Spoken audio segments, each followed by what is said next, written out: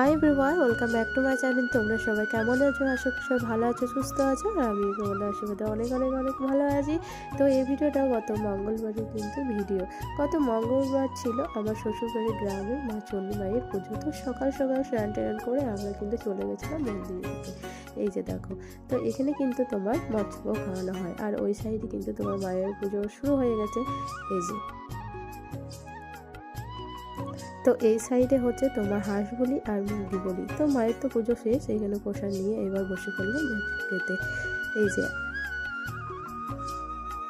তো তারপরে হঠাৎ করে বর্মশাই বললো যে চলো খাদা মুভিটা দেখে আসি। তো ঝটপট রেডি হয়ে আবার বেরিয়ে পড়লাম মুভি দেখার জন্য। এই যে, তো আমাদের 15 মিনিট লেট হয়ে গেছিলো, তো সেই জন্য কিন্তু মুভিটা শুরু হয়ে গেছিলো। এই যে,